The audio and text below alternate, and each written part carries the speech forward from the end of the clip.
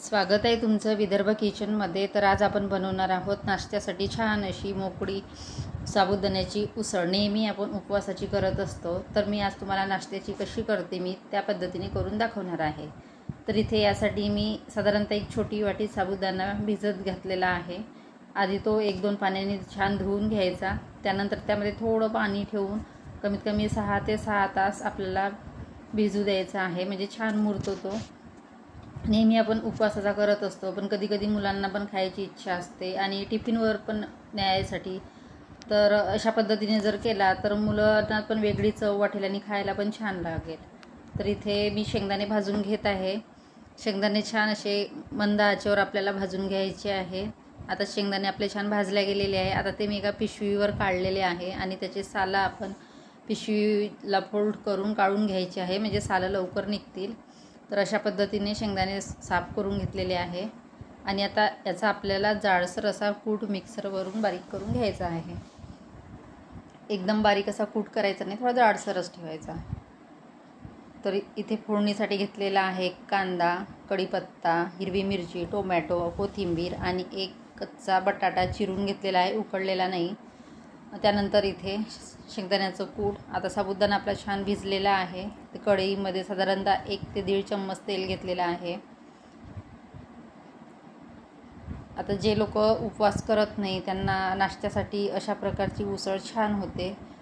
आता इथे तेल छान गरम झालं की त्यामध्ये थोडं जिरं घातलेलं आहे मी।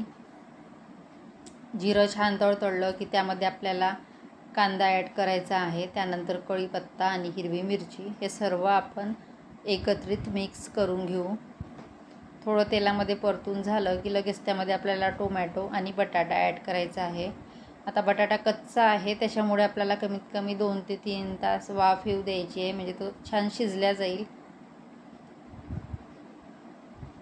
तर अशा पद्धतीने आपण टोमॅटो, बटाटा हे सर्व 2 ते 3 मिनटं वाफेवर होऊ द्यायचं आहे, म्हणजे बटाटा आपला छान शिजला की यामध्ये आपण साबुदाणा ॲड करू। बटाटा थोडा अर्धवट कच्चा आहे, परत आपल्याला 2 मिनटाला होऊ द्यायचा आहे, म्हणजे छान शिजला जाईल। तोपर्यंत इकडे साबुदाण्यामध्ये आपण ही दाण्याचा कूट ॲड करून घेऊ आणि यामध्ये छान असं मिक्स करून घेऊ।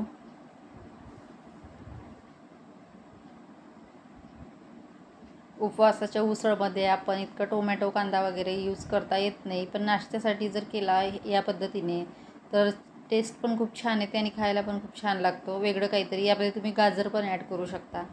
आता गाजर अवेलेबल नव्हते त्याच्यामुळे मी काही वापरलेले नाही। आता यामध्ये मी थोडी हळद घातलेली आहे आणि थोडं धने पावडर आणि त्यामध्ये थोडं मीठ ॲड केलेलं आहे।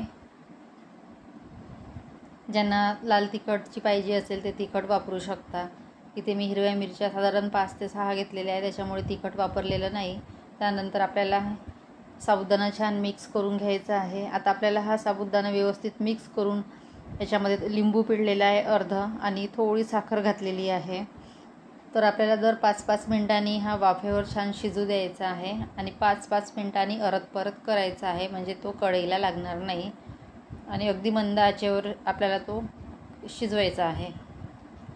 तर अशा पद्धतीने मिक्स करून घेतलं मी आणि 5-5 मिनिटांनी परत करून घेते, म्हणजे तो कढईला लागणार नाही। छान असा मऊसूत शिजला की तो एकदम तयार होऊन जाईल खायला। आता बऱ्यापैकी आपला साबुदाणा छान झालेला आहे, बघू शकता। आता परत एकदा मिक्स करून घेऊ आणि आता याच्यामध्ये आपल्याला कोथिंबीर ॲड करायची आहे।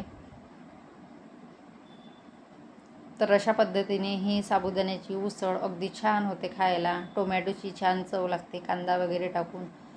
तर आजची रेसिपी आवडली असेल तर नक्कीच लाईक करा, शेअर करा, सबस्क्राईब करा आणि या सर्वांनी साबुदाणा उसळ खायला। Bye bye.